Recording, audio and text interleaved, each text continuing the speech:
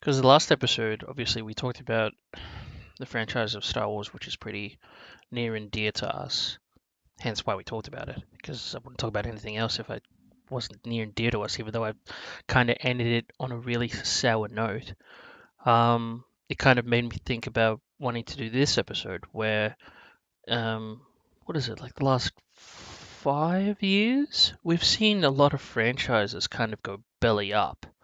Um, and when I mean belly up, it's like the last iteration or the last movie that they did for some reason just ended up shit. And the first one that I'd have to think of was 20th Century Fox, which is ironically now already bought out by Disney, The Predator. And we did a movie review on that, remember? I remember being awfully brutal and very stabby, stabby, rip, stabby, stabby with our thoughts on it. But yes, I do remember, not fondly, but I do remember it. Yeah, because it, excuse me, because that's what it was. It was just if you had to murder a franchise, then that's what you had to do. And it just didn't make any sense because the one who was directing that, The Predator, was the one who was actually in the first movie, which was something black. I've forgotten his name because I just don't give a shit about him. But he was in the first movie, he was Hawkins and he dies and whatever. And then he decided to helm this movie, The Predator, and it was just a mess. I just couldn't believe what I was watching. And the thing is, like, first 5, I still remember, like, and I remember I said this in the last one, the first 5 minutes of that movie did feel like it was going to be, a good to honest OG Predator film, because you had the stalking and the hunting and then the spine ripping and the terror and suspense at the start of it, and then it just kind of just bomb. It was a bomb, and I found out his name was Shane Black. Ugh. But yeah, it was just a bomb. And the storyline was like, oh, the Predators want to get better because they want to actually obtain autism. Which was a concept that it just it's impossible to swallow. Like, end of the day, yeah, okay, props to trying to create a universe where autism can be seen as like a evolutionary gain and a step up, but don't deliver it in the Predator world. I'm sorry, it doesn't belong there. Do it somewhere else. I have nothing against autism or anyone on the spectrum. It's just it didn't sit right. It was a disgusting pill to swallow. It was like taking that awful pink medicine when I was a child that I never wanted to have. Mm. I don't ever want to swallow it again. There's things that don't belong in my mouth and things that don't belong on the screen, and that concept wasn't one of them. And it just really, it murdered a franchise that I really adored. Yes, it did. And not only that, the other co-factors that sort of ruined it was strangely enough, not strangely, ironically enough, the comedy. Oh my God. And again, it's similar to like previous discussions. When you talk about the Star Wars universe and the Marvel universe, there's places it belongs and places it doesn't. And yeah, you can have comedy in the Predator. They done it in the second one where they're on the building and they'll talk about how much of a bad day they have, and the Predator just whips out a shit happens moment, and it's set in nicely. But as a whole, you don't need it a lot because the Predator's a dark film. The first one, like, again, The whole franchise is dark. yeah, but like the first Predator, it had its slight moment there where he literally says, "Ain't got time to bleed." Like, yeah, that was hilarious. Like, it was a moment, but it wasn't like a ha ha ha, like grab my stomach, I'm laughing. It was just a really like slight chuckle, and that's the kind of comedy it needs, not the crap I tried to shove down our throats with this one. Oh, it just that forced comedy with Olivia Munn and the forced comedy just in general. I just didn't find it funny and it just felt flat. It was and then the constant like, don't get me wrong, g- uh, there's nothing wrong with swearing and cussing, I believe. But when you watch The Predator and the amount of cussing there is, it's almost as if like it was written by somebody who was not educated. You know, there was just way too much cussing, too much swearing, and just the characters were just the weirdest. Like some guy who's got like Tourette's or something. He's always stuttering. You got this soldier who's willing to swallow a alien artifact and wait for it to pass, and just everything else about it. Like, I mean, again, I shouldn't be talking too much about this, but the movie review that I've got is just ugh, it's just painful, dude. It's a painful end to a franchise, and with Disney acquiring 20th Century Fox, we're most likely not going to get another Predator film. Either A, for a long time, or even indefinitely, because that movie pretty much sealed its fate. And that ending to that movie was fucking awful. Yes, welcome to the Predator Suit Mark 7. Is literally all I can bloody think about when I think about that. I was like, it's like an Iron Man suit. Literally just, yeah, I'm going to become a predator, even though I'm a human, to hunt predators who are going to, I can't even finish a sentence. Like, that's how much I hate it. Yeah, it's just fucking awful. So I'll give props to Shane Black for completely killing and rubbishing a franchise. So I'll put the blame on him on that one. So still running with 20th Century Fox, another one that fell from grace is the Terminator franchise. Now, I remember watching Terminator Dark Fate, and I watched it with you. So my first initial reaction was, yes, it's awesome. And actually, to this day, I still think it is. But when I read about the reviews and the masses, um, and uh, the noted fans and whatever, I just saw this completely utter different picture, and I just felt horrified that was I looking at the right movie or something? Like, did you ever read about the comments and what people thought about that movie? Yeah, like a lot of the ones that I saw, like, said that it was pandering to women's rights and trying to create a more female-based movie and take away from the original John Connor ideology. And like, I won't lie, like that was my original feeling going into the film. Like when so people always talk, I had no intention of seeing it because for me the Terminator franchise has been dead since T2, to be honest. But I I had a was spare when ticket anyway. yeah, pretty much. Like I wasn't going to say no to a free ticket. um, but when I read that they killed off John Connor, like my first thought was like, how dare you? Like, how don't kill my John Connor? Like, god damn it! Like this whole thing's around him. But even when like at the end of it, like I was with you in the boat. Like I thought they actually done really bloody well. Like they transitioned it nicely. Like yeah, okay, John Connor's death was pretty underdramatic. It was just like I like pina coladas and getting shot in the chest kind of moment. But I'm sorry to sing song that. I just sing song every time I think about it. But it transitioned nicely. Like the whole ideology that, you go with Sarah Connor's original ideology, there's no fate but what you make. Yes, okay, this movie literally destroyed that ideology, but it done it brilliantly in saying that no matter what they done or what they did, fate is fate. There will always be a war. Humanity will always struggle. Nothing you can do to change that.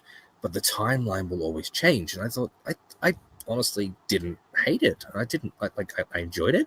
I thought Arnold Schwarzenegger played a bloody brilliant character who had a great comedy scene that had me in stitches, even though it was just a simple sit down conversation about him saying that he was really funny and that's what she likes about him. I thought that was great. Mm. But really, for me, like the way I look at it, I don't look at it as a franchise killer. I look at it as something that could actually potentially revive it. Because, as I said, like my last Terminator movie I enjoyed was T2. Like, I thought Genesis was absolute bullshit, and I thought T3 was crap, and everything in between was just awful. Like, you watch the Terminator films, like, my biggest hatred was that we never got the war, and then we got the war, and I was just like, ugh, that's what you're going to give me? Like, oh my god, you disgust me. But I thought this kind of regenerated it a little bit. Like it gave a new Terminator model that was absolutely terrifying because it could split between metal and flesh, metal and liquid in fleshy moments. I thought that's actually like chaotically brilliant. But Mm. um, honestly, if we're going to go 20th Century Fox like being like franchise killers, this one's a potential reviver for me. So I'll have to counter it and say that I think Dark Fate actually has the opportunity to kind of revive it, not actually kill it. Mm. Like I mentioned, though, I say purely for it seems like the masses have disagreed with us on this one. And again, like I mentioned, they think it's a franchise killer because of what was being handed to them. Because I'm not blind to what they say. I did um, just recently watch it again, and not in the cinemas, but recently watched it again. Um, and then looking at some of the stats for the movie and rethinking, comparing that with my first viewing. Okay, I can see what people are saying, but at the same time, I was just like, well, it's not too bad. It's not. I think there's a lot of people that could be reaching too much for it. But at the same time, I'm like, well, if that's what they're feeling, that's what they're feeling. And what I'm feeling for the movie was it just wasn't that bad. It was definitely a lot better than you're right. It was definitely a lot better than Genesis, Terminator 3. Because it was supposed to be a direct sequel to Terminator 2. I think it fit in that part well. But every other movie between Terminator 2 and Terminator Dark Fate, I didn't like. Genesis was a waste of my time. I remember watching that in a drive-in, and I was stupid enough to watch just one trailer before going into it, and they did the same mistake like they did with Terminator 2. The trailer revealed too much, and I think that's what made Genesis suffer quite a bit. And then with Terminator Dark Fate, um, I'm not sure about the trailers giving away too much away in terms of storyline. I thought there was a lot of action parts in the trailer, but then when I looked at it compared to the movie, I was like, it's not the most endearing part about it because most of the tone and the themes in Dark Fate were, loss, death, um, uh, what is it? A sense of purpose, as well as trying to run away from what is actually quite possibly like he, the guy who plays the Terminator, which is Gabriel Luna in this case.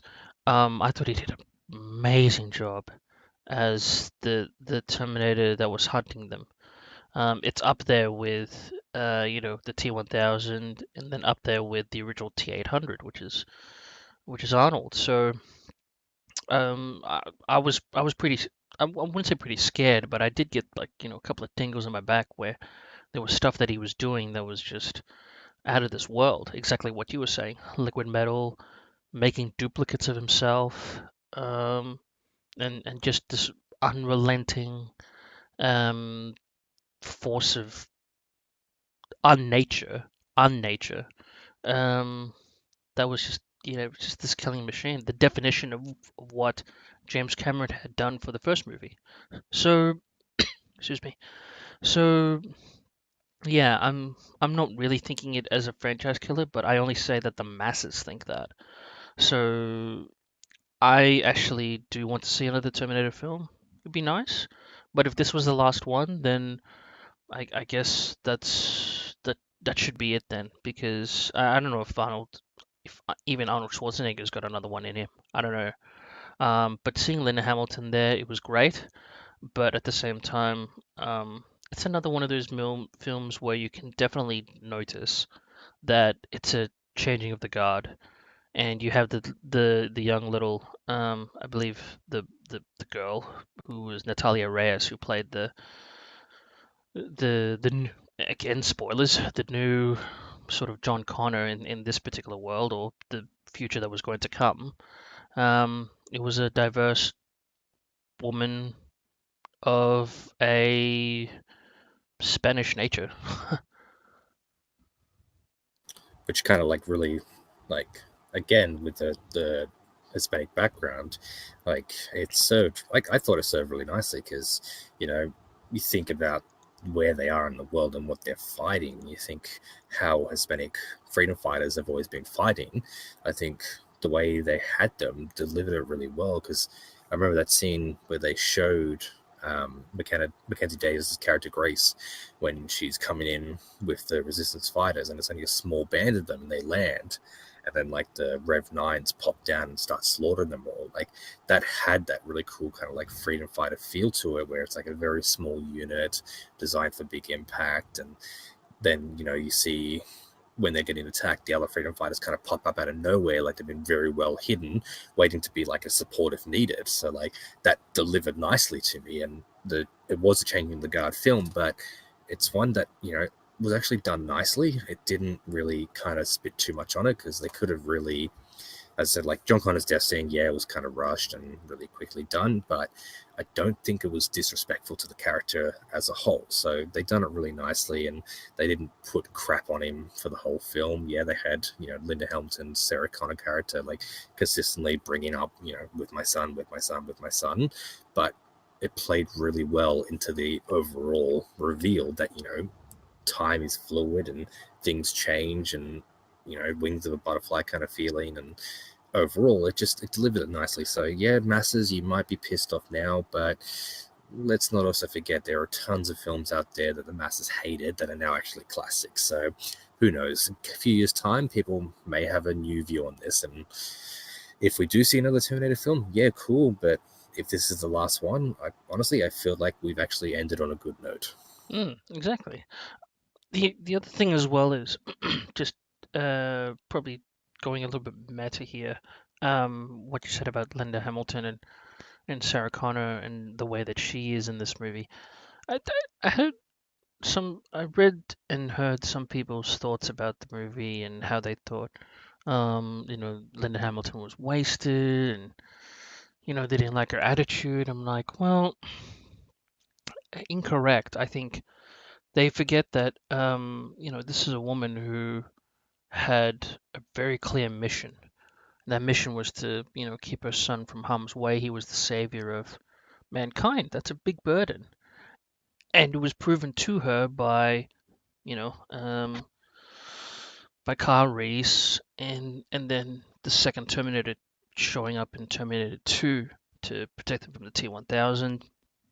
And I thought her character and the way that she was jaded by all of that up until like very much the last moment where they're fighting. It's a 3 versus 1, then 3 versus 2 fight with the Terminator. Like then she realizes, okay, she's found a new purpose. Then she's not so jaded. Um, I've always found her excuse me. I've always found her character to be no issues.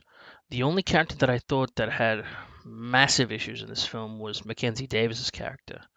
Um, just was just angry all the time and was um and again kind of felt like she was Mackenzie Davis was like the new uh kind of like she embodied her character embodied like the new generation of watching Terminator where the I mean this is a bit of a stereotype and probably stretching but like the new audience that would probably see this who don't know about Terminator 1 and 2 and look at Linda Hamilton for the first time and see her character and they just be like, God, you're an annoying old hag. I just want to kill you. Just blah, blah, blah.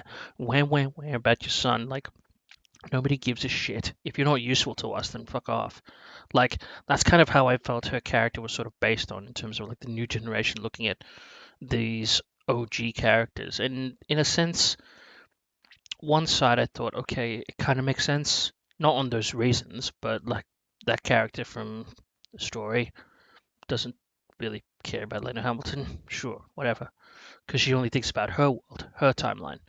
But then on the other side, I'm like thinking it's a bit of a disrespect to Lena Hamilton and not Lena Hamilton, a disrespect to the character of Sarah Connor because it's like, look, just try and think outside of the square. Try and think of outside of the circle here. Like you've got a lot of stuff on your mind and you meet this particular person for some reason who has led you to these coordinates from the GPS, and surely you'd be a little bit more understanding. But they're always butting heads with each other. They're always like she wants to kill her and whatever, and then I don't know. I didn't find Mackenzie Davis's character to be all that great in this one. No, no, definitely kind of had that sort of like a Gen Zer slash first boomer kind of attitude towards each other. But I think really like, yeah, Mackenzie Davis, the character wasn't overly great. She did have a couple of good moments in the film, but for the better part of it, yeah, you're right, she was kind of angry. But I think again, with the whole changing of the guard and having that clash, I think that's what they kind of were going for. I didn't mind it personally, but if I was going to choose a character of the other who I enjoyed more, then hands down Sarah Connor any day, any point of the day. Like, she's old and angry and bitter because hell, like you spend your entire lifetime running away from these goddamn machines, and you tell me if you're going to be peachy and all rainbows during the day. Mm.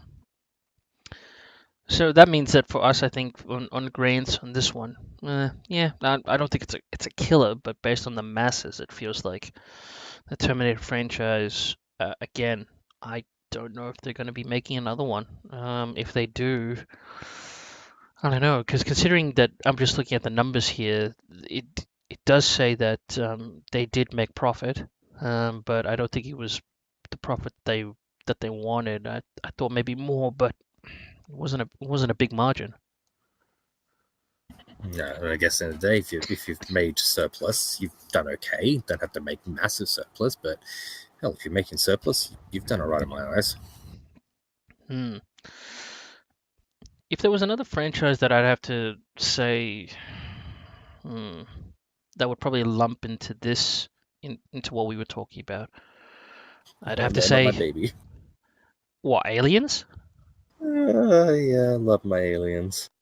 Yeah, so do I. Except that the fact of the matter is, in the quadrilogy, I never thought the canon for Aliens should have been Aliens 3 or Aliens Resurrection. I don't consider those two movies to be canon. Definitely not Aliens 3. Like that. God, that movie was awful.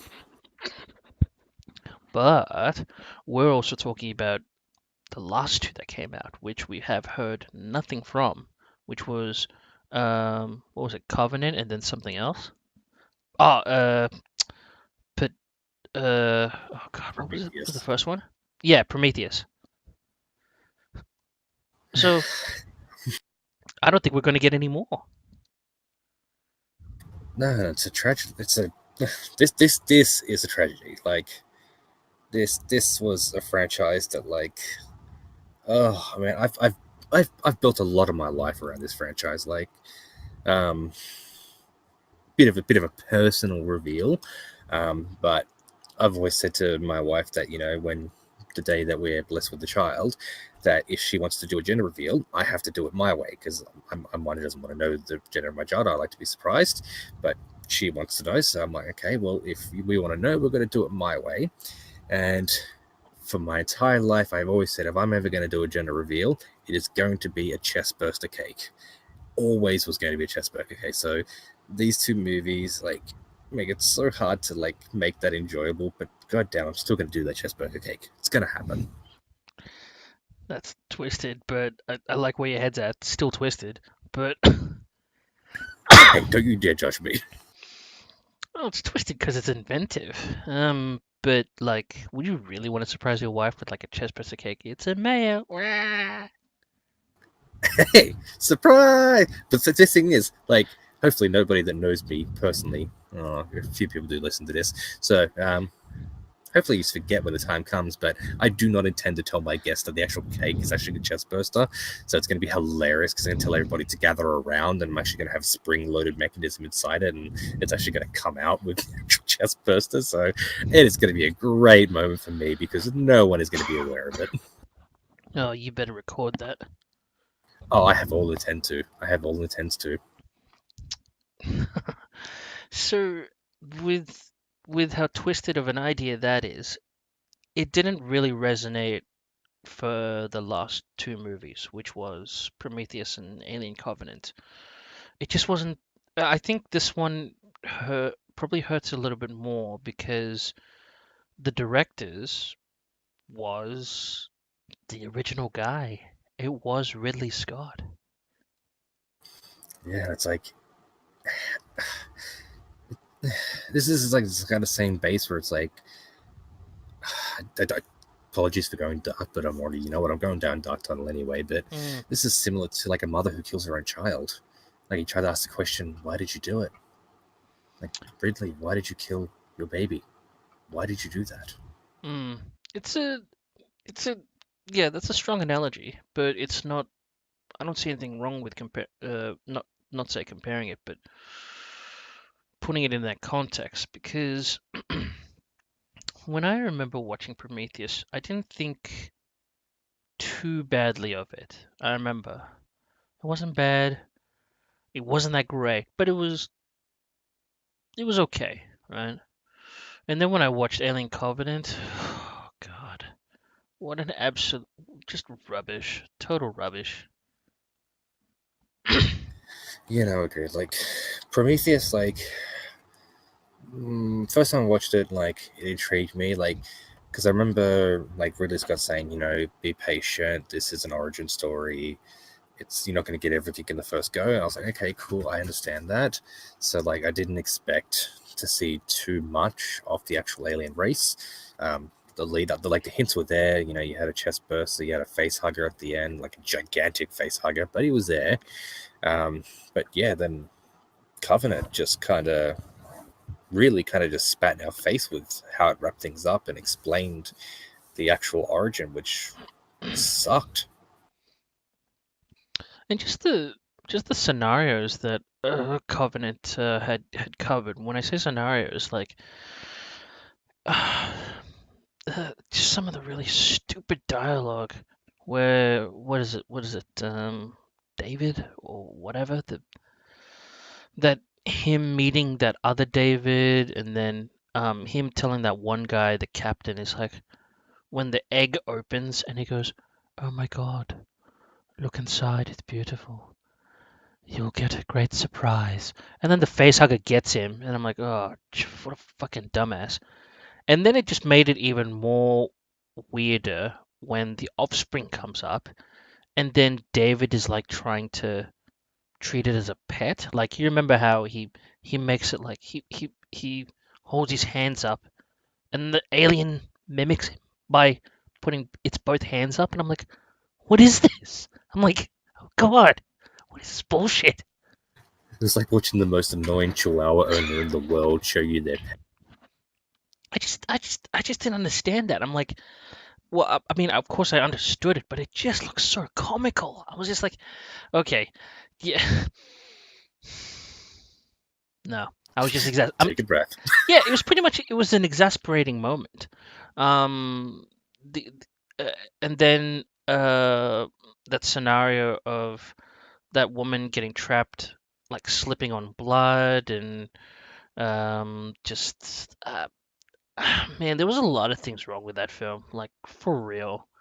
It it just there was some quite a lot of bits where you're just like, oh, and then obviously the big kicker is just like, oh, David, out of both the robots, oh, is that David? Or trying to pull the wool over our eyes that it's not the evil one.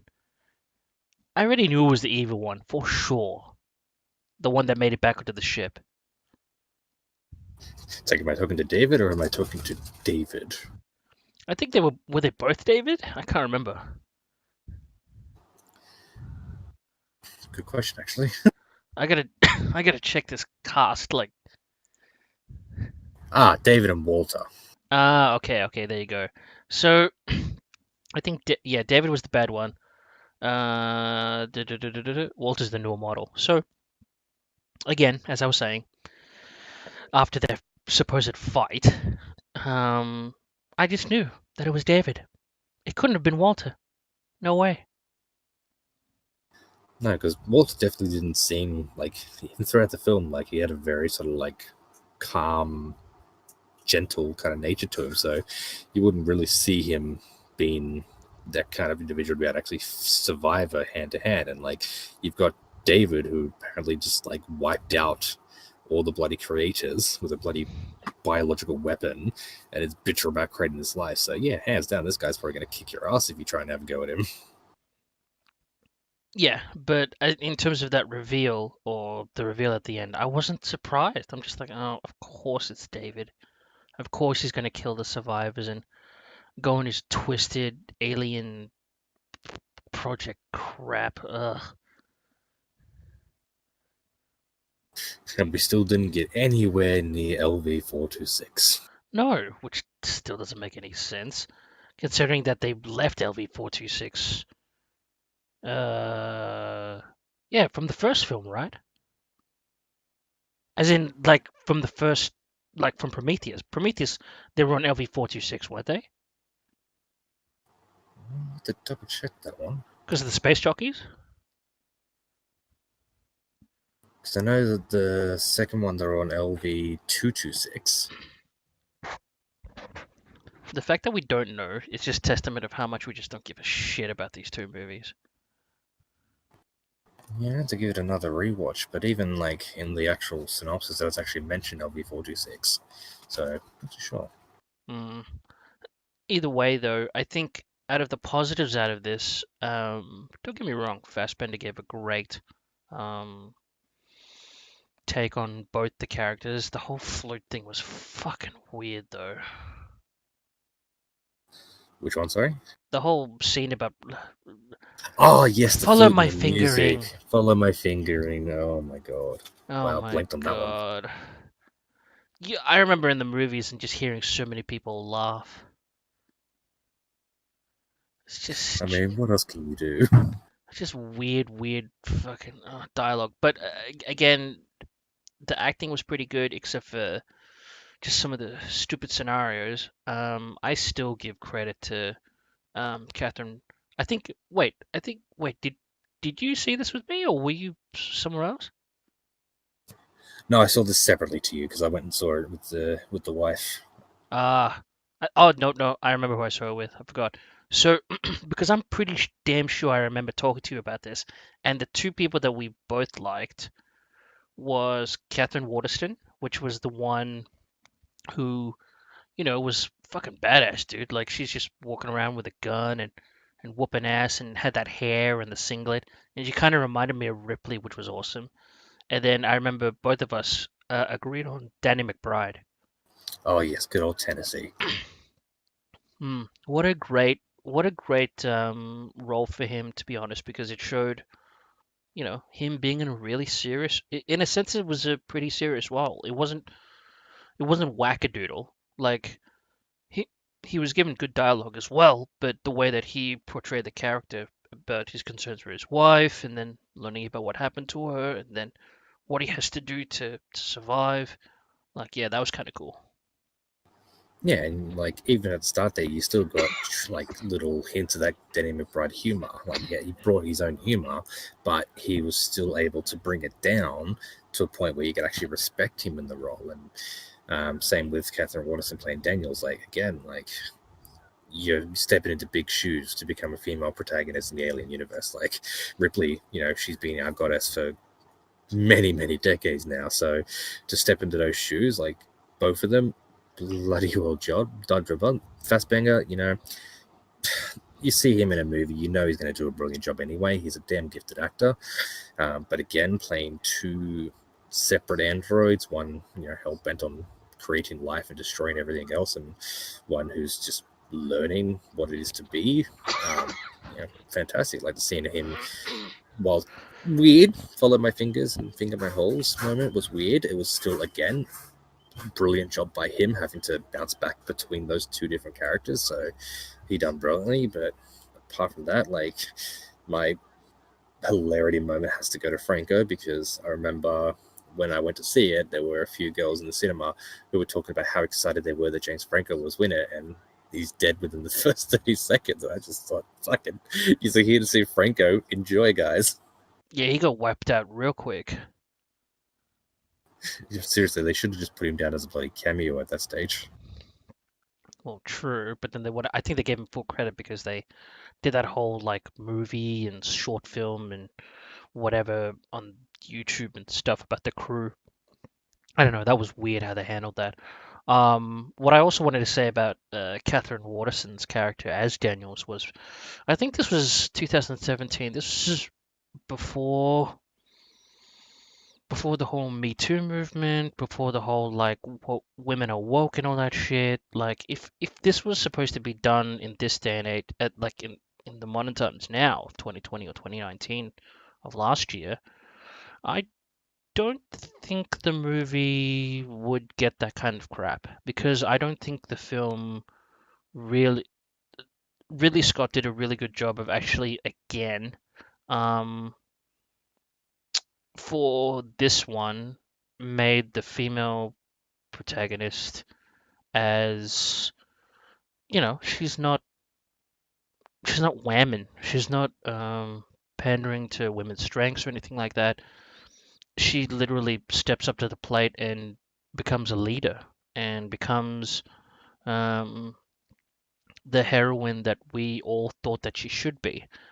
Because lo and behold, again, story writing 101, where she's supposed to be the wife of the James Franco character, the wife of the James Franco character, and he's dead within the first 30 seconds, and she just has to grip onto that, um, and try and move on after the early wake up, because they weren't supposed to be waking up. They're supposed to be traveling these colonists somewhere, and then she's just trying to deal with that grief with these new things that are happening too much around her, like the scenario and the events that are happening too quickly, like the beacon and all that stuff. So yeah, I think that her character wouldn't have been, I don't know, subject for like you know subject for that kind of ridicule. No, and probably like if it was done in this day and age, there probably would be a lot more pandering done towards trying to make her this empowered female, and they probably put in some subtle messaging which just probably wouldn't deliver and feel really forced and crap. So again, Ridley Scott, like even though he's essentially murdered his own baby, um, he does create incredibly well designed female protagonists who don't need this whole Me Too crap or anything like that. They do what any human would do, and that's just step up to the plate, get shit done, roast some aliens, and get home for dinner. Mm. And then die in the process, unfortunately, for that story. So I'd have to say that this one, I don't think there's going to be another Aliens film for a while. Covenant, even though Ridley Scott goes, oh, he had plans for like maybe another like 10 movies. I'm like, okay, Ridley, like 10 movies, dude, in your lifetime. Like, no offense to your age and all that stuff, even though I just created some offense, but 10 movies, okay, buddy. Yeah, no, and, even though there was plans for the next one, which is going to be called Alien Awakening, has been cancelled. Wasn't that So supposed to include the original cast as well, like Sigourney Weaver and Michael Biehn, Corporal Hicks? was apparently the rumors, but apparently he wants to. Apparently, he stated back in February last year that he wants to start working on reviving Blomkamp's original project. Yeah, I think Blomkamp's original project was supposed to have those two. I can't remember, but I remember there was some sort of like concept art of those two coming back, and I'm like, ooh, like if you bring them back, is this going to be another like Terminator thing where they're going to retcon Aliens 3 and 4, and this movie's supposed to be a continuation of Hypersleep, and then possibly could they actually go into maybe, I dare I say, the comics, which is the Earth War. Which, if that's the plan, That would please, be because amazing. That would be killing amazing. a really cool character in sleep was a dick move.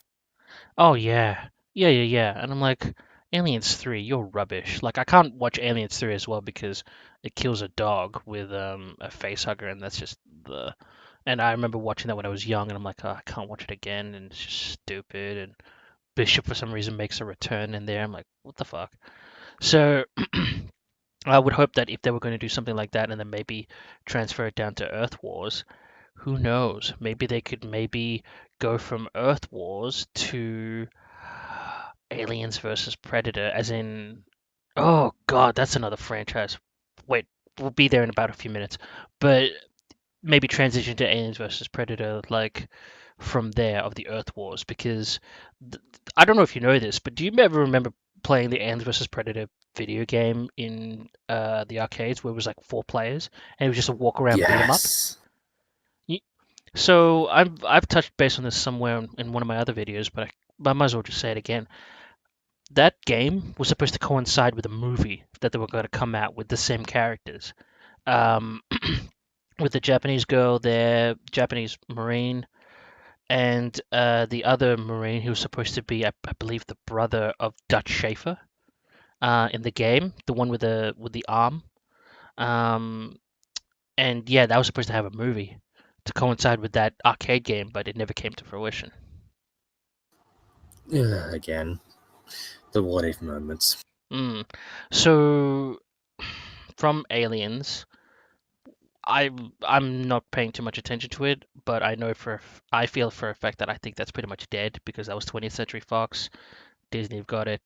We're not going to see anything that violent or even anything like that for a while. So, and then Aliens versus Predator. Oh, Jesus, where did this go wrong? it went wrong in so many different ways. Like if I had to pick out of the two, the second one is definitely better than the first one, but the second one, man, like, do I need like a pair of night vision goggles just to see what happens like in the second part of the film? Like, they've done the whole Hollywood trope that it's better to have the action you can barely see it, but you can't see it with the darkness and the lighting. Like you see movies when they do that with that kind of lighting, it's that they want to hide something or they just know that it's shit and they've got like cut editing and whatever, really bad cut editing. And that's the same with uh, another franchise, which I just realized we'll go into another few minutes, is Resident Evil. Resident Evil 2 had a very, very, very, very bad, like second movie. The last fight between Nemesis and Alice was just one of the worst fucking cut fight scenes that I've seen in a long time. It's almost on par with Taken, the franchise with Liam Neeson. Like there was so much cut editing in that in Taken 3, it was disgusting. So cut editing and shitty lighting for Aliens vs Predator, the second one, which I think was called Requiem, um, killed it, I think. And that could have been a great franchise, but the first one was just like just It was questionable. cringy. Oh, it was fucking cringy. And strangely enough, it was helmed by the same director who did Resident Evil. And I'm like, what the fuck, dude? So but like, Do you remember that movie? yeah, because I remember like it was a really weird build up. You had the freaking Pepsi lid bottle of that guy, the Italian guy, and then the cringiest moment I remember is like when I can't remember the characters' names at the moment, top of my head, but the female mercenary was like loading her gun, and she's like, "Do you think you need that?" And she's like, "I'd like to think of it a condom. I'd like to prefer to have it and not need it than need it and not have it." And I'm just like, "Why? Oh my Why did that have god. to be there?" That was just such a weird moment. It's 2004, guys. Like, it's weird talking about condoms in the same talk as a gun in an Alien vs Predator film. Um, it's just weirdly done, and then you had freaking yeah, it was just an awkward, and even like at the end where it's just like the enemy of my enemy is my friend. I'm just like, oh, go to hell! Don't give me that crap. And then the freaking alien tail is a spear weapon to fight the queen. Really? You're gonna fight a queen with the tail of one of her children with a predator? Just and the fact is like all the whole idea is that the predators deliberately bred them to hunt them on the island, and people sacrifice themselves willingly to their gods, and it's like, no, give me a better universe. Give me the universe in the games where it's Wayland Yutani who's exploring the galaxy, who's trying to breed the aliens for mechanized weapon, and then the Predator comes down to hunt all of them and all hell breaks loose. That's an AVP movie, not this self-sacrifice bullshit. And interestingly enough, you talking about that particular arc of Weyland Yutani using them as weapons. That's exactly what happened in the video game. And when you eventually reach the end, which I believe I did a playthrough of it, and just it didn't last long. It's a pretty quick game. You can get it done in like I think less than an hour and a half or some shit, but it's fun nonetheless. But that was the story. Um, and then they come out with this one at a pyramid or ancient Aztecs and the sacrifice and all that stuff, and I was like, okay. But the one thing that I, pardon me, that end part with the whole alien head and um, she has the marking of the predator and all that stuff. I know where he got that from. The director, he lifted it from a book, and I'm pretty sure he lifted it from a comic as well, where yeah, to fight a common enemy, or there was for some reason, I don't know, some sort of weird tradition where, sorry, in the comics or whatever, it was like if they struck down a warrior, and when the elders came to pick up the warrior that was killed or whatever, they'd mark them or something. But in this case, for the movie, it was like, oh, we will fight together for this one common enemy, and then just yeah, he was impregnated by the the the thing, which didn't make any sense as well, which I fucking hated. Like you managed to take down. Do you remember that scene? The predator manages to take down one alien quietly without looking. Then he manages to take down a face hugger that jumps at him quietly, and then a second face hugger gets him. And I'm like, are you serious? And it all things gets him when he's marking his helmet from the face hugger leg. That's the one. Yeah, that's the one. So I didn't like that scene. Just the whole pyramid thing. I don't know. It was a mess. It was a real mess, that film. And then they go, okay, let's now try and bring aliens down to Earth. And it was just poorly executed, that second one, because we're following a bunch of teenagers. And I still remember that the trailer for that movie was didn't reflect anything that happened in the film, especially one part of the trailer where the army woman, right, the mother, um, she gets on top of a some sort of mounted vehicle and is shooting a 50 cal machine gun, right? Doesn't happen in the film.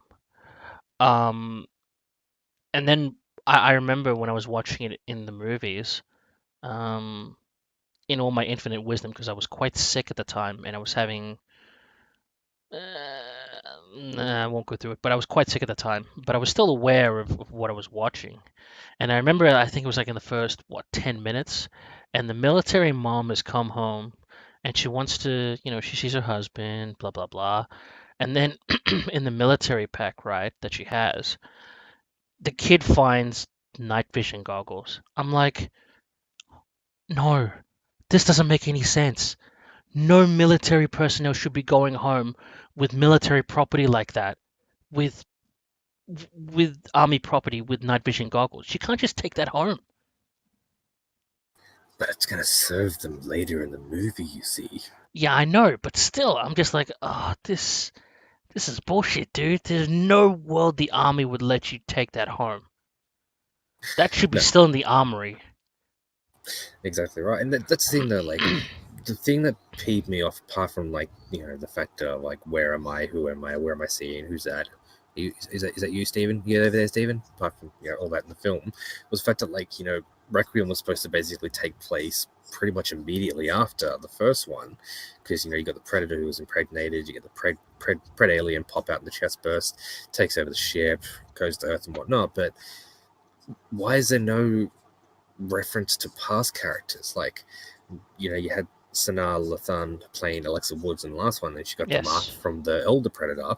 It's like, why couldn't you bring her in? Like, she could be like, hey, I fought these things before, I can help out. Like, that would have made sense to me instead of this goddamn teenager drama shit that they shoved down.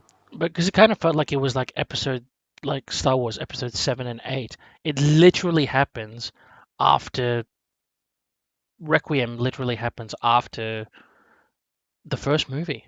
because they crash land after it comes out of the body and then they crash land on Earth. Whereas they're in like suburbia America, and then this girl is still in Antarctica. Yeah, and you think that, you'd at least have some sort of Weyland Yutani reference, because it was him that funded the first expedition, so they'd be well and truly aware of it. They'd had their satellites, because he said, my satellites picked up this extra thermal imaging over Antarctica. So Oh, true. obviously he's got the technology to pick this stuff up. So it's like, hey, Weyland Yutani's, Charles Bishop Weyland's gone over to Antarctica to try and, find these aliens to cure his lung cancer. Oh shit, he's dead. Who takes over? Like, who's running Weyland at the time? Like, are they just being all like, so how's that expedition going? Well, he's dead. Oh, okay, bugger that. And the ship crashed. What? How do we know about this? Oh, we have satellites. Oh, cool. Are we going to get involved? Nah. Why? I don't know. It doesn't make sense. No, it really doesn't. And yeah, it's again another exasperating moment where I don't think we're going to be getting another Aliens versus Predator because they just failed at that one too. Um, Yeah. I just is there another franchise that I missed that comes off the top of your head? Well, we haven't really touched on Resident Evil. We kind of referenced it, Oh but no, again, that's already done. Wes Anderson that's made. already dead. Yeah, I wanted to say something about it, but I just realized, nah, that's gone, dude. Like he made his 6 movies, they made no sense, and it was just. And I still remember like actually watching. I think it was number 5. Yeah, I didn't go to the cinema for number 6. Went to go watch number 5 with my dad, and he's just like, I think his first words were, "Fuck, what is that? Or what was that?" Like he just didn't understand how stupid the movie was, and I just couldn't believe it either. And it just felt as if like it kind of felt like the remade Total Recall. Um, the director was just pandering to his wife because it was Kate Beckinsale at the time, and the Resident Evil movies was just pandering to his wife because Paul W.S. Anderson's married to Mila Jovovich and make her the heroine, and all these other like Resident Evil characters were just like fucking non-existent rubbish, and the story was stupid. And I think at one stage one of the Resident Evils was mimicking exactly the Aliens 2 movie with the whole saving the kid from being abducted. Do you remember that? Uh, Man, yeah, I can't really remember much of the Resident Evil movies, because, like, They I think were I got awful. to Apocalypse was where I got to, and then that's where I was just kind of like, That was this is like number getting 2, weird. yeah, I was like, this is getting weird. I'm out. pretty much. And then yeah, I watched the rest of them and they were just utter trash, and he was lifting too much from the games that didn't make any sense. I was just like, he made 6 films, but it took him 6 films to reach 1 billion. Ouch. Yeah, but it was just pointless stuff. I just can't believe I wasted my time on it. But it's barely worth a mention. But I just thought that I just remembered. I'm like, I think there was one stage there was some sort of rumors going on that they wanted to remake Resident Evil. I'm like, I don't know, man. Just leave it to the video games, dude. Yeah, or maybe wait till 2030 just so we can completely erase the other one. God, I don't know if you could get rid of it. I mean, enough scotch should do it. Maybe. That's a hard maybe. But Yeah.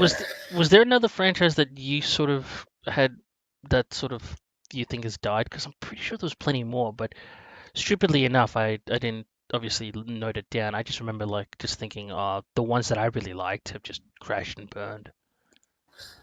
There is one that should die, but it's somehow still going, and that is Fast and Furious. Oh, that's actually a good point. But at the same time, there's not a lot of movies that do car stuff. There's not, and there's a bloody reason for it, because it has been done to death by one franchise alone. Yeah, and well, there's a few things. Some people may say, oh, maybe that should be the same applied to the Marvel films, but I'm like, no, because Marvel films are dealing with different characters and different sort of stories. Yes, some are origin and kind of a little bit blasé, but they're different characters. Whereas with now that you mentioned the Fast and the Furious, it's like, well, family. That's it. Yeah, it's 9 films in 19 years. Like, let that digest. And when did like when did they just turn out to be like these crazy superheroes? I just didn't understand. Like they're working for the CIA and they got to do them favors and this and this. I'm like, there's no other story. And it's interesting that actually that you mentioned this because by the time this comes out, we had what I think it was maybe about a week ago where we had the whatchamacallit, the teaser trailer for Fast and the Furious 9. Yeah, exactly. And it's like, where are you gonna go with this, Finn? Like, I know you're not, you're not getting any other roles that are, lining your pockets and stuff, but I thought 7 was the end, and then 8 came out and whatever, and Hobbs and Shaw, and I don't know. It just goes on and on and on and on. And like for me, I put Fast and Furious movies. I link it to the gaming world like Call of Duty. It's just the same shit getting pumped out year after year after year after year. And it's like, how are people still eating this?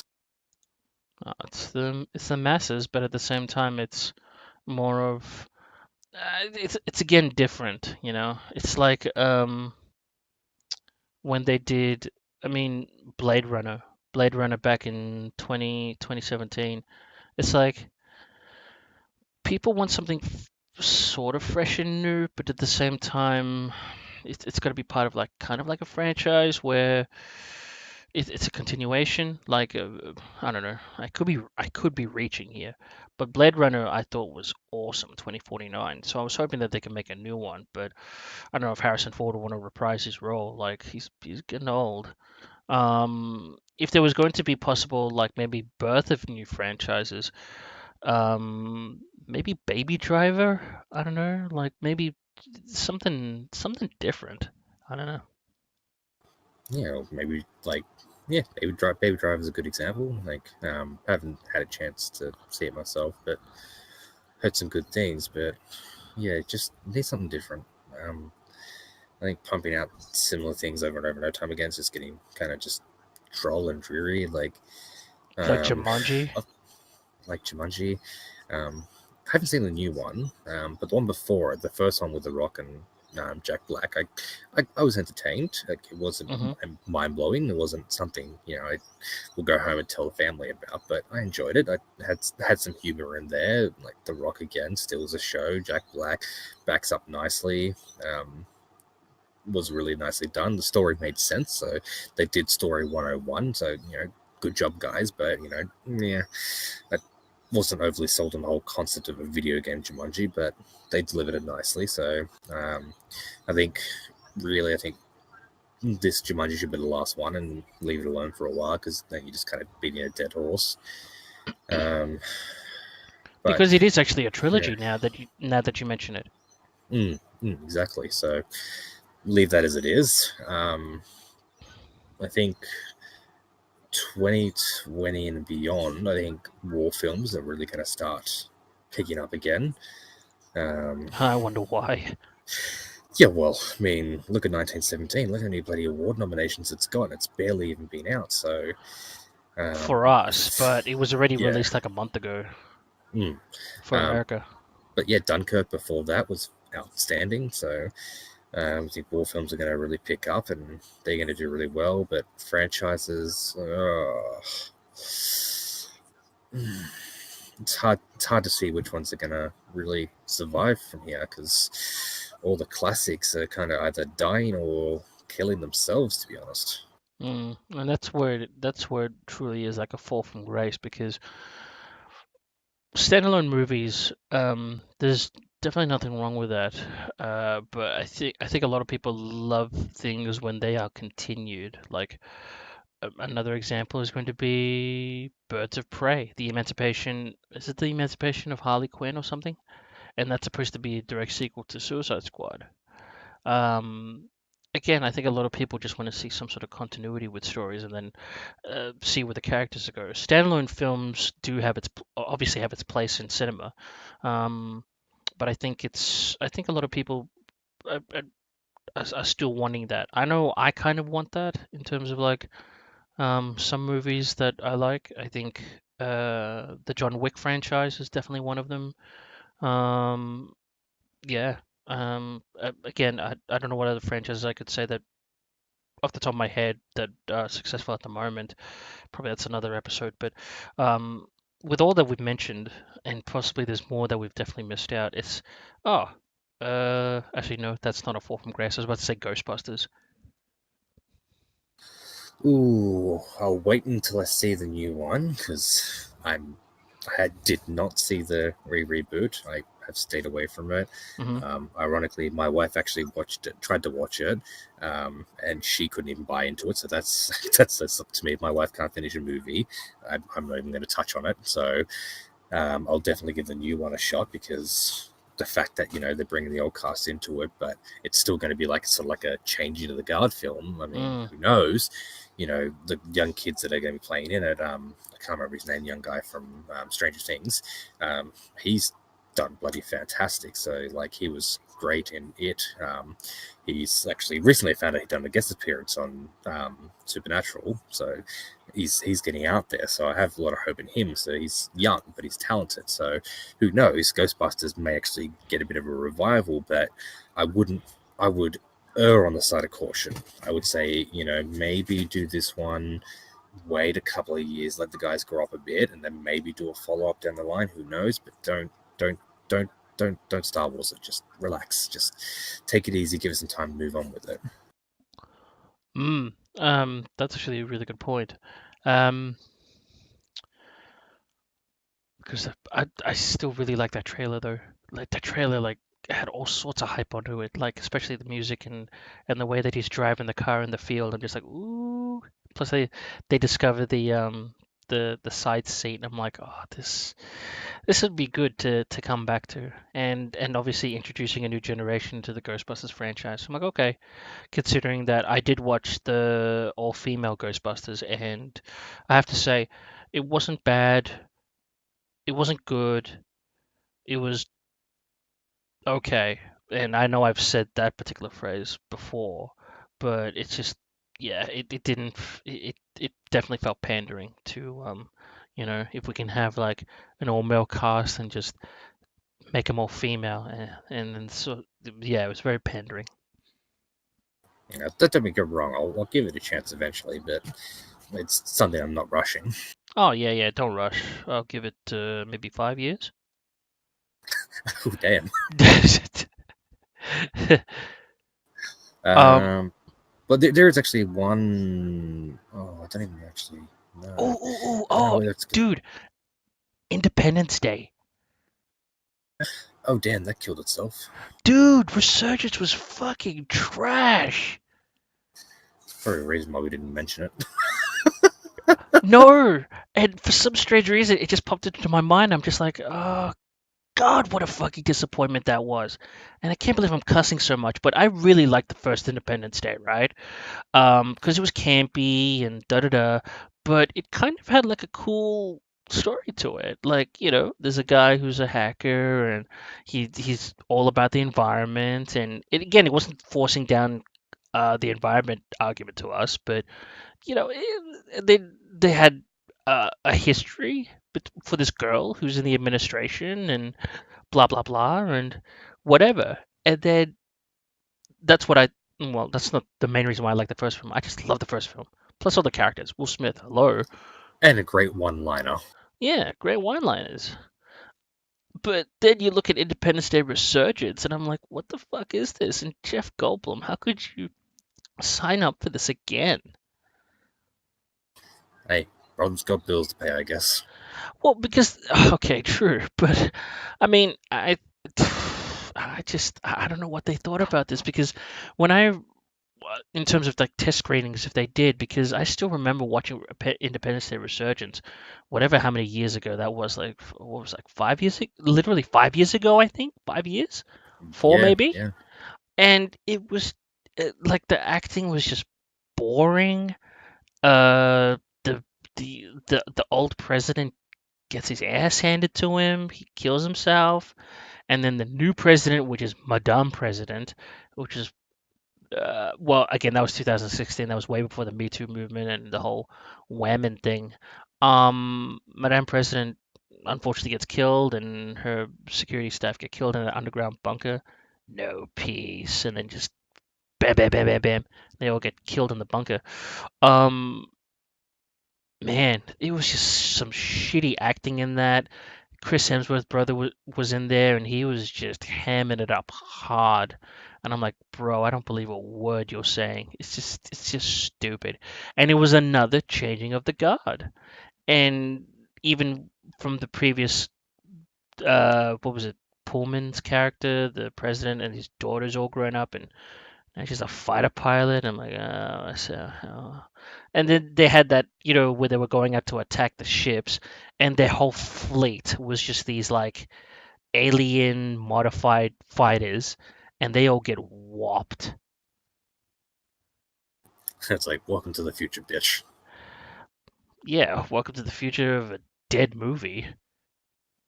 Pretty much. Like the only really character that I actually enjoyed in the entire movie was seeing Brent Spinner bring back his Dr. Oaken. Like he was probably the only genuine goddamn actor in the whole film. Yeah, and actually, he had possibly one of the more, I think, heart wrenching moments where his uh, his partner who's gay dies, and I was just like, oh, that actually hurt. I was just like, no, like Dr. Oaken, like you were so cool in the first one, mind you, crazy, and then he became even crazy here, but he always had that. They established that relationship where he always had that rock, which was his partner, and that kind of killed it for me. I was just like, not killed it, but like, it made me sad. I really wish that didn't happen because they were both so cool together. I think. Oh yeah, they had great on-screen chemistry as well. Like Mm, especially the lead up where like it shows him looking after him while he's still in the coma, and then he comes out of it, and it's just a scene where he's walking around and his ass is hanging out. It's just like yeah. that is Oaken to a T. Thank you very much. Yes, but it's a shame that they couldn't get that same sort of feel from the first Independence Day. And then obviously people were just like, oh, Will Smith was supposed to come back, and Will Smith was asking for too much. Then they didn't want to grant him the money that he wanted. And I'm just like, yeah, but Will Smith was the one that made the first film, honestly. Like, you can't. I mean, yes, it should be an equal effort, team effort, and whatever, but essentially it was him. Like, he went out there and delivered the nuke and the virus, and he had his one-liners, and then he, welcome to Earth and all that stuff, and you know, um, Exactly. Pay the man what he needs. and then they just unceremoniously killed him, and then they replace him like with this shithouse actor who's supposed to be his son, and the son is just boring as fuck. Like he just, this was where did I? I'm pretty sure I said it in a previous podcast with you where this is this is now one prime example, that character or even some of those characters, including the president that gone crazy, his daughter, like they're just saying their lines, barely meeting, probably meeting the requirements. It's not that convincing, sorry, and they're just saying it, delivers it, get the paycheck, next project. Like there was just no passion in what they're saying. No, definitely not. Even like the scene with the young Japanese girl when her dad arrives, and it's supposed to be like some sort of weird tension between them. Chinese. Chinese. I'm sorry, apologies. Been a while since I've seen the moon. Forgiveness. Don't mean I to. wish it was Japanese though. Yeah, but like Would make there's more supposed to be like sense. some sort of like weird tension between them, and it didn't feel genuine. Like it was It just didn't feel genuine because, and I think this is going to be definitely another episode that I want to look into is um, studio influence on movies. And this movie, compared to the first one, was heavily financed by Chinese production. So obviously, you want Chinese production, you want a lead in there, you want to have some sort of story for the money that they were bankrolling in there. So I think that was definitely a. I can see why you didn't like that scene, and I feel the same way because it was definitely a studio decision to include that. It wasn't a director's decision. I think the director got superseded by that particular aspect and had no choice but to include it in. Definitely a topic for another time, I guess. But Mm, yeah, yeah, studio influences a movie. So with Independence Day Resurgence, I mean that was like what 4 or 5 years ago. I don't think it's coming back. It's a shame because actually, oof. Speaking of Will Smith, or what Will Smith has done. Here's another franchise: Men in Black. ooh, What have an not. absolute fucking trash heap Men in Black International was. It was woke I as fuck. I actually never saw it for that reason. But that's the thing. You could already tell from the trailers that it was just massively woke, whamming, and diversity, uh, whatever, and had no. I don't think it. And definitely somebody can correct me on this, but if it had some sort of connection with the previous movies, I didn't see it, or I chose not to see it because when I watched that, and that was a fucking chore, might I end. I could see why it was just it just was not received well by the masses. You know, like as I said, like that was one of the few trailers that I did watch because like I just wasn't interested in another Men in Black movie. Like after the last one, I was just kind of like, it's dying down. Like there's nothing that's exciting about it anymore. It got boring for me. Like when I saw the third one Third in the one. cinema, I actually fell asleep halfway through. So like I don't usually fall asleep in cinemas, but I actually started nodding off. I was just like, damn, this is just dragging. Like it's not exciting. Like the first film was exciting. It's this brand new concept. Second film was like, yeah, let's kind of keep going with it, bring back an old favorite, weird storyline, saving some international princess and send it to a planet so things don't get destroyed. Yeah, okay, whatever. Giant worm in tunnel, I'll buy that. But yeah, no, the international, like it was not even a blip on my radar, especially when I saw it was going to be headed by Chris Hemsworth and Temba Thompson. I was just like, really? And I was like, is Thor anyone? and Valkyrie. I was like, is anyone gonna like that comes from it? The original's gonna be there? And it was just like, no, probably not. And I was like, and I looked at the casting. And I was just like, no. There's no one there that's gonna really make this film even work for me. So, No. hearing you say going watching it was a chore, like that says enough for me. But ironically, like when I think about like that and beating dead horses, would you believe? And this you're probably gonna like die and have a stroke through this. They're doing another GI Joe this year. Ooh. I mean, hold on. We'll go into GI Joe in a second. But what I wanted to say was from MIB International.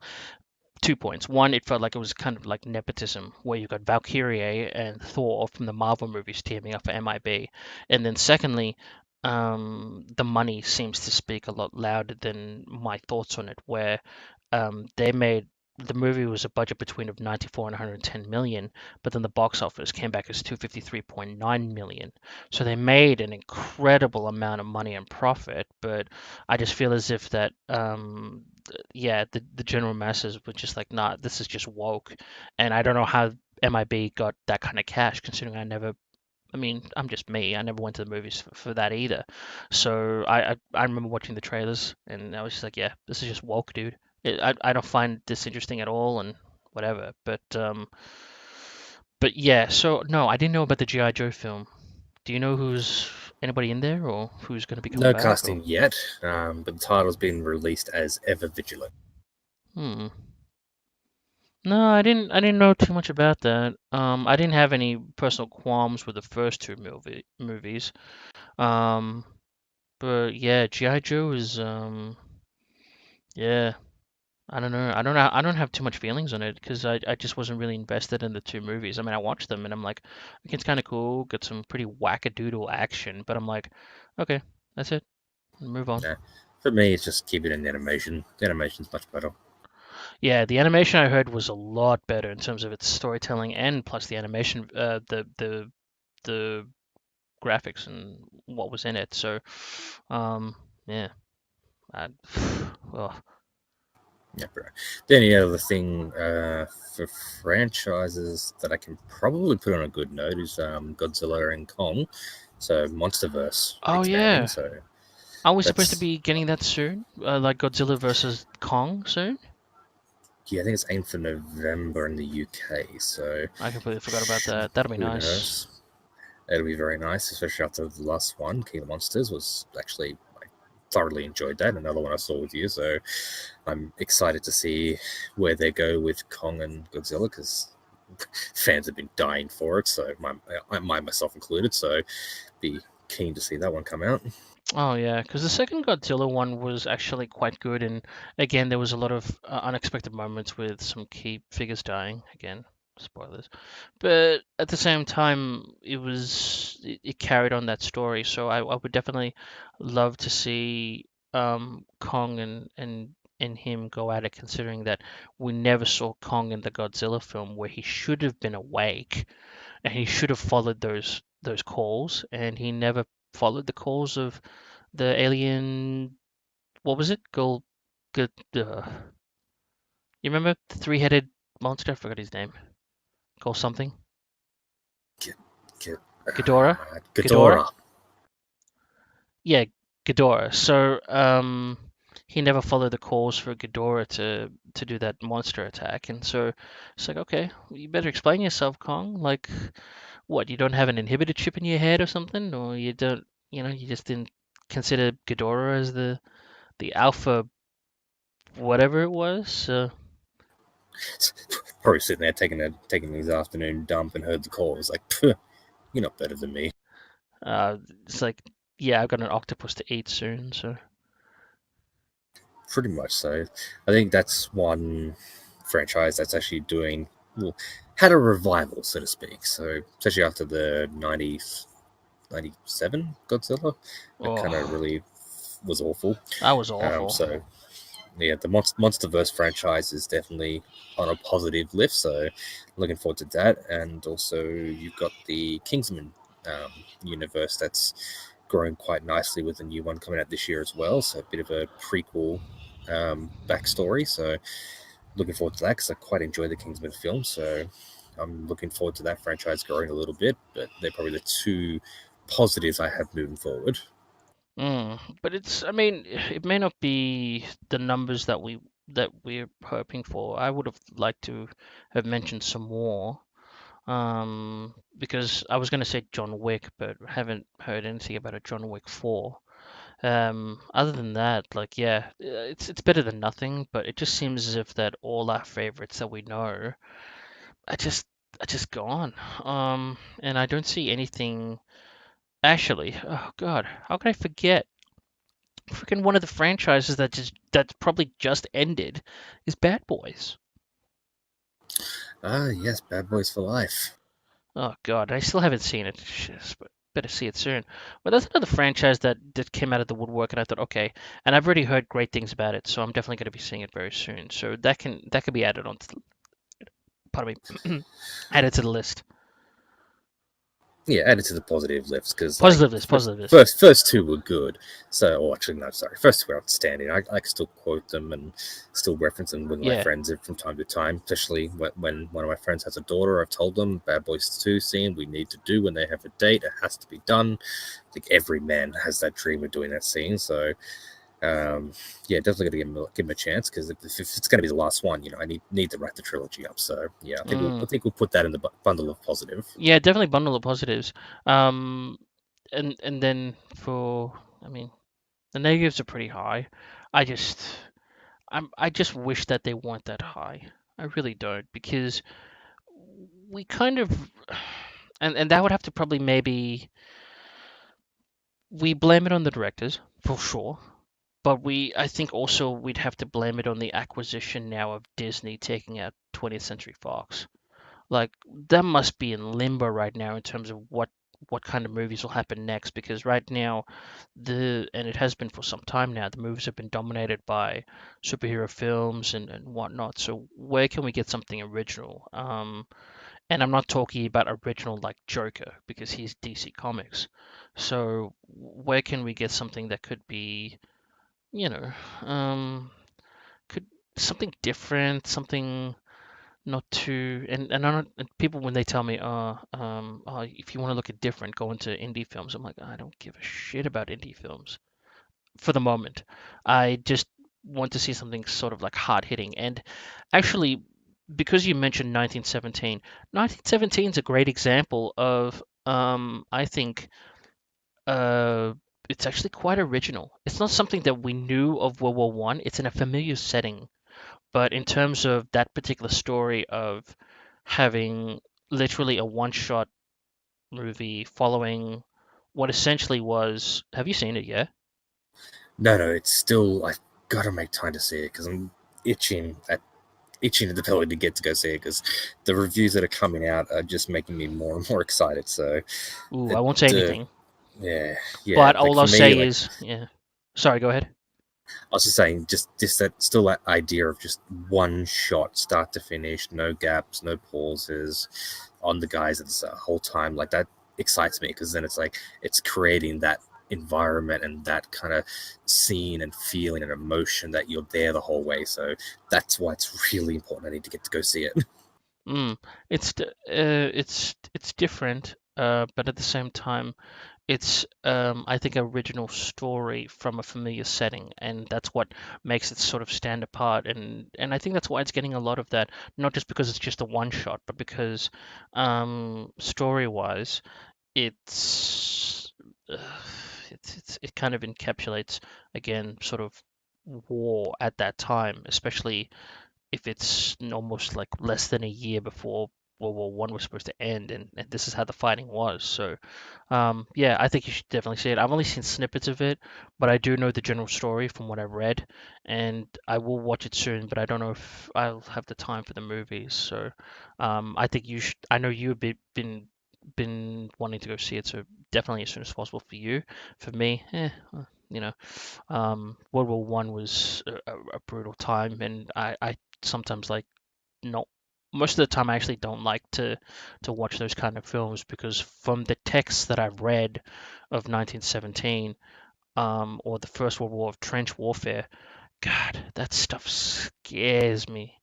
And I say scares me because, out of desperation and pure survival to get the next trench, a lot of people lost their humanity. And obviously that happens in war, but in terms of an experimental war that was trench warfare, and then even the beginnings of the artillery maneuver called the creeping barrage, that was tested in trench warfare. uh, yeah, that kind of stuff just, yeah, kind of makes me quite quite sick, because of the kind of violence that was there, and that's not portrayed too much in film.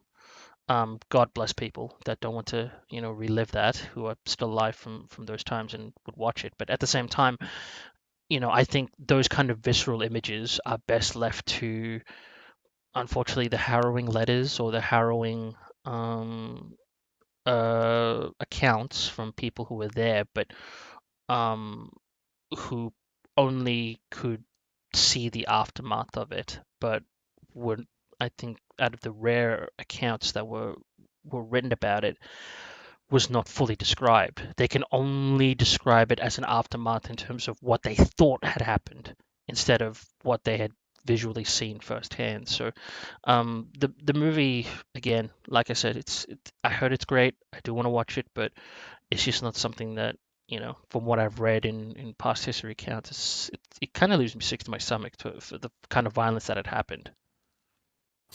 Yeah, well, for me, my love of the war movies and that time is that, like, I grew up always obsessed with the World War, so I spent a lot of my time from age 12 to 16 literally just on the History Channel watching, the war tactics, the battles, behind the door politics.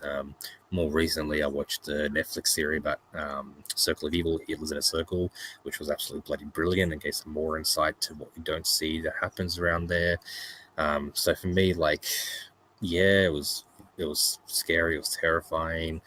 It was a war that got more civilians involved than ever before because leading up to that, wars were always fought away from home on different battlefields that people didn't see, and this is a war that people could literally just open up their front window and see soldiers stabbing each other, shooting each other, dying from infections inside the trenches, getting body parts amputated in somebody's kitchen because there's no beds available, the hospital's been blown up. So it was a very visceral time. And for me, it's kind of like it gives me some humility and gives me some gratitude that I live in the world that I live in because of what others have had to suffer through. So Mm. for me, it's a good reminder. Don't be a prick. Be especially to your elders and the ones who are still alive, who were there then. Like even if they were only just babies and had to get retelling that they're from their parents, like it shows that gratitude that we need to be grateful for those who came before us and appreciate the suffering they had to go through to give me and others the luxuries that we live with today. So A free for world. me, yeah, exactly. So for me, it's like my way of showing my respects and my thanks by going to see these kinds of films to say, thank you for the service you've done and the sacrifice you gave. And I hope to God it's something that I myself, or if I do have my own children, that they don't have to live through. So for me, it's a gratifying experience. Mm. I can totally understand that. I guess with me, as the years have passed, I developed a sensitivity where reading it I think is just more than enough than seeing it on screen. Because I used to do the same thing. I was fascinated by it, and hell, I do the same thing in terms of a fictional world like Star Wars. Looking at the battles and whatever, and seeing that Star Wars is essentially it's not a kids franchise. It's war. And I've said that before. With the Ewok moments and all that stuff, it gets to you. So, or got to me.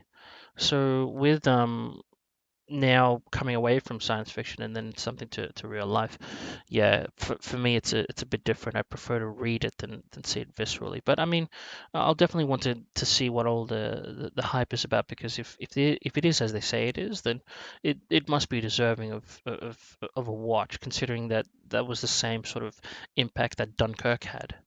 And I was not even familiar with Dunkirk, and that sort of essentially, it was a successful mission, but it was an unbelievably failed mission to see so many troops being evacuated, if you know what I mean, when they should have been holding towns, or when they should have been taking strategic positions, I believe, in Dunkirk. But um, yeah, yeah, that's something that I eventually watched, and I was like, okay, this is well done. It's part of the accolades, as I said, but at the same time, it's telling of the story of what was essentially something that was forgotten in history almost. And then when they brought it into the movie scale, the big screen scale, then it's like, oh, okay, big big exposure to the whole incident. Exactly. Hmm. It's just, yeah. What I think on the lasting sort of question I would have is, in terms of franchises, it's a slippery slope, because I don't think we're going to, at this point in time. I don't know if we're going to be getting franchises that could measure up to, I don't know, to the ones that we've lost. Honestly, I, I shouldn't say that with a finality in terms of 100%, but for me, um, there's not a lot to go on these days, in terms of movie wise. For me, I've sort of lost my will, or sort of lost my drive to go to movies, um, especially what had happened in the last, say, 5 years, where there were so many films that just bummed me out. And ironically, or coincidentally, they were franchise movies. I went to go see Alien Covenant, walked out of that annoyed. Went to go see The Predator, walked out of that severely annoyed. Went to go see The Last Jedi. And then I saw that for a second time. I don't know what possessed me to do that. And then the Rise of Skywalker, walked out of that generally okay, but it was more like a one out. I said stupidly, didn't get my equations right, but it ended up being a 1 out of 5 for me for that one. So I'm kind of, I don't have any issues with paying for the movies, but for me, I'm just kind of in my world, coincidentally being franchises, just coming out of movies, just feeling so, you know, disappointed. I can kind of understand that, but like for my side of things, like I think I like to put it down to just getting older. Because like I think back to when I was a kid, and my dad watching, like he loved his Lethal Weapon franchise movies. Like Oh my he God, absolutely adored them. awesome. Yeah, he adored them. I grew fond of them. And of course, you get older and you find your own franchises. Like, me and my dad, we both are both Star Wars lovers, so it's always our thing that we love. Um, so I think it's just like, I agree with you. Like, I find myself walking away from franchise movies feeling less than thrilled. Um, I think it's just because, like, with franchises, you build this world around yourself and what the franchise means to you and the feeling that it gives to you when you go to see it. And if it doesn't, if something, even a tiny thing gets missed, it can leave you disappointed, can leave you agitated. And I think it can happen. And I think it's most of the time I can mark it down as, I'm just getting older and hopefully wiser.